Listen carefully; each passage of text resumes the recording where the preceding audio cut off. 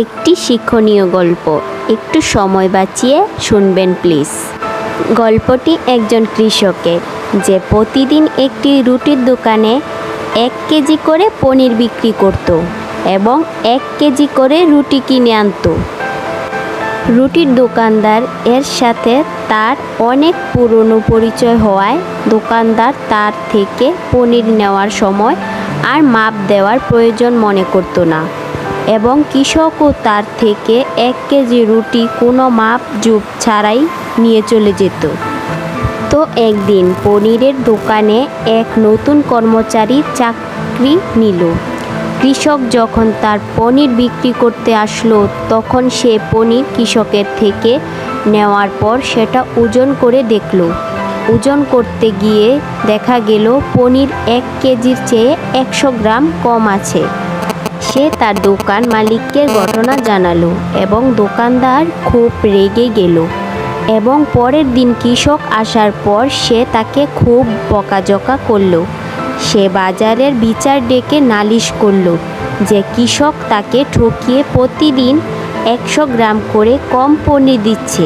তখন বিচারক কৃষকের কাছে এই চুরির কারণ জানতে চাইল। তখন কৃষক বলল, আমি খুব গরিব মানুষ হুজুর, কিন্তু চোর নই। আমার বাসায় পরিমাপ করার মতো কোনো পাল্লা নেই, তাই প্রতিদিন রুটির দোকান থেকে যে 1 কেজি রুটি নিয়ে যাই সেটা দিয়েই ওজন করে দোকানদারকে সম পরিমাণের পনির দিয়ে যাই। তাই আমার জানা ছিল না যে এখানে 100 গ্রাম রুটি কম ছিল। এরপর অনুসন্ধান করে কৃষকের কথা সত্য প্রমাণিত হলো এবং দোকানদার সবার সামনে লজ্জিত হলো। গল্পটি থেকে আমরা কি শিক্ষা পেয়েছি? গল্পের শিক্ষা, যেমন কর্ম তেমন ফল।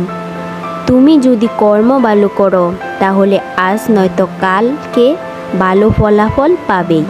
তার জন্য চিন্তা করতে হবে না। যে তোমার সাথে যেমন করবে তাকেও একদিন এর মূল্য দিতে হবে। এইটাই বিধির বিধান। যেমন কথায় আছে, পাপ বাপকেও ছাড়ে না। ভিডিওটি ভালো লাগলে অবশ্যই লাইক, কমেন্ট এবং শেয়ার করবেন।